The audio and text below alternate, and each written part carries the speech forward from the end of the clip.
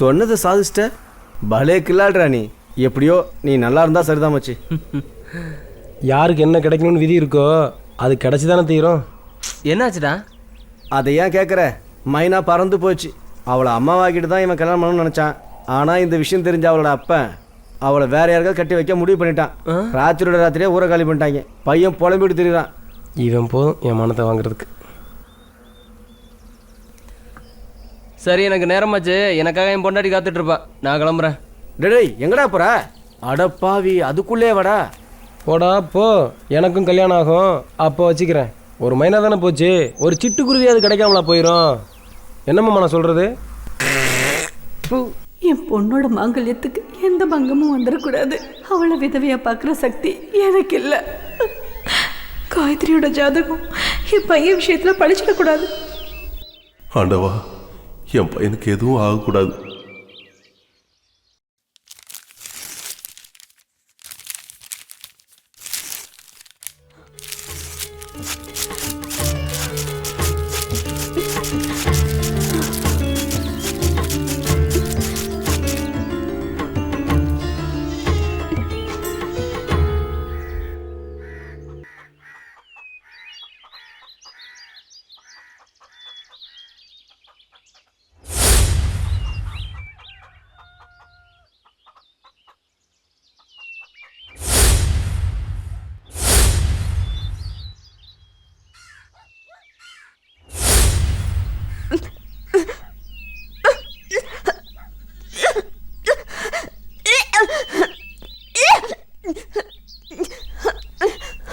என்னம்மா என்னமாச்சு?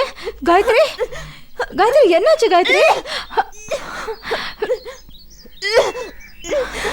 காயத்ரி என்னாச்சு?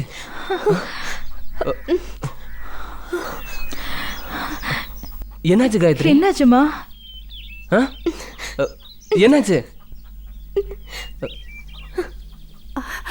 என்னாச்சுமா?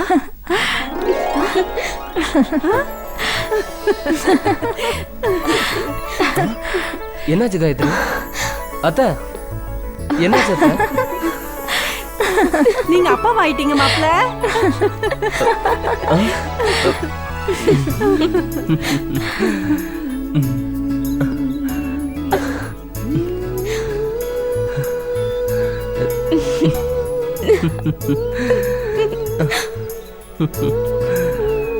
நல்ல வேளை எதுவும் நடக்கல. ஆமாங்க சம்மந்தி.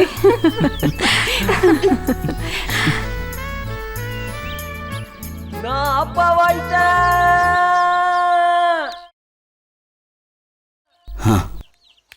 இனிமே இந்த ஊரில் இருந்து ஒரு பிரயோஜனமும் இல்லை. ஒருத்தனும் நம்மளை நம்ப மாட்டான். காயத்ரி ஜாதகம் நம்மளை ரொம்ப பலி எடுத்துடுச்சு. இனிமே எந்த பொழப்பு பண்ணி பொழைக்கிறது? ஏமாளிங்க இருக்கிற வரைக்கும் தான் நம்ம பொழைக்க முடியும். கடவுளுக்கு இருக்கிறது உண்மையாயிடுச்சு, ஜாதகம் பொய்யாயிடுச்சு.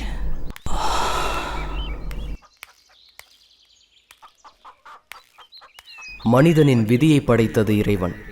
அதனை அறியவோ மாற்றி எழுதவோ மனிதனால் அணு அளவும் முடியாத காரியம். ஆனால் ஜாதகம் என்ற பெயரால் ஜோசியக்காரர்கள் பல இளைஞர்கள் பல கன்னியரின் வாழ்வை முடக்கி போட்டு கொண்டிருக்கின்றார்கள். இன்று காயத்ரியின் வாழ்வில் இருள் நீங்கி ஒளி பிறந்தது. ஆனால் இந்நாட்டில் எத்தனையோ காயத்ரிகள் இருளிலே இருக்கிறார்கள். யோசித்து பார்ப்போம். ஜாதகத்தை எரிக்க தீப்பந்தம் கையில் ஏந்துவோம்.